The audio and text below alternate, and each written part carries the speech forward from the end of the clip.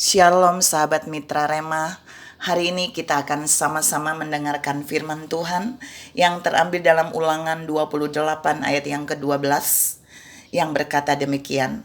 Tuhan akan membuka bagimu perbendaharaannya yang melimpah, yakni langit untuk memberi hujan bagi tanahmu pada masanya dan memberkati segala pekerjaanmu, sehingga engkau memberi pinjaman kepada banyak bangsa, tetapi engkau sendiri tidak meminta pinjaman.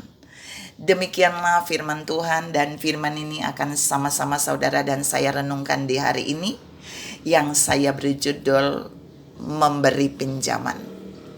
Saudara yang saya kasihi dalam Tuhan Yesus Kristus, ayat yang tadi saya baca itu merupakan salah satu kunci berkat yang Allah janjikan bagi bangsa Israel melalui Musa. Dan berkat ini tidak semua orang mau memilihnya. Allah berjanji, tapi tidak semua orang mau memilihnya. Dan Allah juga berjanji memberikan kunci ini hanya bagi orang-orang yang melakukan apa yang Allah mau untuk dia mendapatkan kunci berkat ini.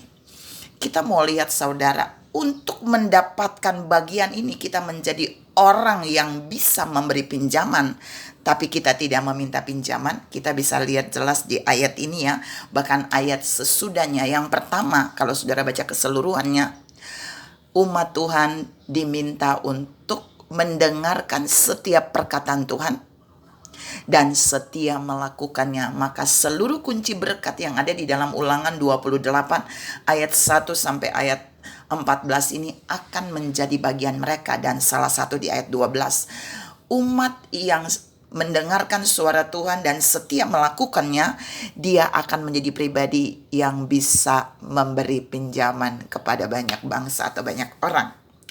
Nah, spesifiknya lagi, poin yang kedua kita mau lihat di ayat itu, bahwa orang yang bisa memberi pinjaman, golongan orang yang bisa memberi pinjaman tapi mereka tidak akan meminta pinjaman, adalah jika mereka mengalami terobosan dari Tuhan. Mana terobosannya?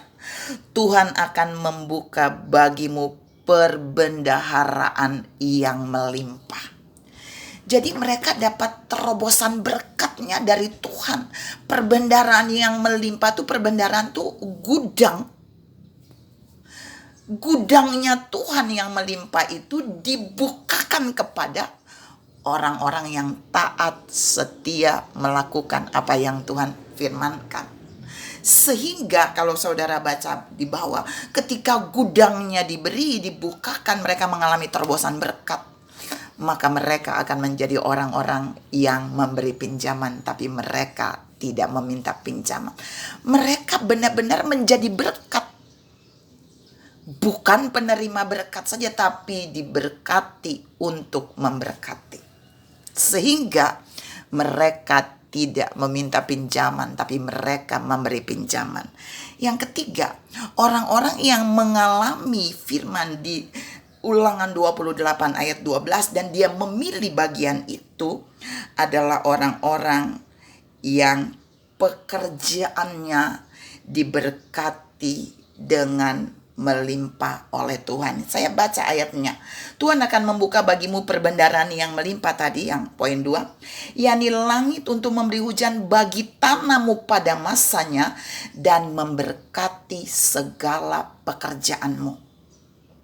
Jadi Tuhan akan memberkati pekerjaannya, pekerjaan orang-orang yang setia, pekerjaan orang-orang yang mendengarkan suara Tuhan. Tuhan memberkati pekerjaan pelayanan yang dia lakukan dengan setia bagi Tuhan, sehingga dia akan hidup berkelimpahan dan dia tidak akan pernah meminta pinjaman, tapi dia akan memberi pinjaman kepada banyak orang.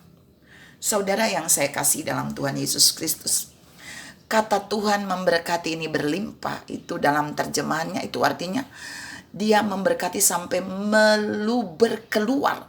Jadi daya tampung orang yang diberkati ini sudah habis, tapi berkatnya masih terus mengalir. Itu melimpah. Sehingga yang limpah itu yang keluar dari bejana itu membuat dia bisa memberi pinjaman. Saudara yang saya kasih dalam Tuhan Yesus Kristus, Tuhan mengajar saudara dan saya bahwa waktu Dia memberkati kita, kita tidak akan menjadi golongan orang yang meminta pinjaman, tapi kita akan menjadi golongan orang yang memberi pinjaman. Mengapa saudara? Kita lihat di ayat berikutnya, kalau saudara baca baik-baik, Tuhan mengangkat engkau menjadi kepala bukan ekor. Jadi Tuhan mau kita jadi kepala, kita jadi tuan, bukan jadi budak. Kita mau lihat di dalam Amsal, kitab Amsal 22 ayat 7b, saya bacakan buat saudara. Yang berhutang menjadi budak dari yang menghutangi. Ada dua posisi di sana, posisi budak dan posisi tuan. Jadi tuan itu yang memberi hutang. Saat dia memberi hutang, dia menjadi tuan bagi yang berhutang. Yang berhutang posisinya sebagai budak. Itu kata Amsal 22 ayat 7b. Kalau saudara baca dalam Ulangan 28 ayat 13, Tuhan bilang, Dia menetapkan kita tidak menjadi ekor, tapi kita menjadi kepala atau menjadi tuan. Nah, karena itu di ayat 12 dia bilang ketika kita benar-benar setia mendengarkan firman dan melakukannya, maka kita tidak akan meminta pinjaman, tapi kita akan memberi pinjaman bagi banyak bangsa atau banyak orang. Persoalannya hari ini, ketika Kristus datang, ada banyak orang yang aslinya adalah tuan, dia berubah menjadi budak. Kenapa? Saudara terus berkata buat saya, ya karena saya perlu bu, is okay. Ada yang juga bilang, karena urgent bu. Tapi firman Allah menjamin, kalau kita mau memberi pinjaman, tadi sudah saya sampaikan, kita mendengarkan suara Tuhan dengan baik, kita melakukannya dengan setia. Kita dibukakan brankas berkatnya, bahkan berkatnya mengalir berlimpah di dalam pekerjaan kita. Kita akan menjadi tuan dan tidak menjadi budak. Kita akan memberi pinjaman, tapi kita tidak akan meminta pinjaman. Tuhan memberkati saudara berlimpah. Salam menjadi golongan orang-orang yang memberi pinjaman bagi banyak orang. Amin.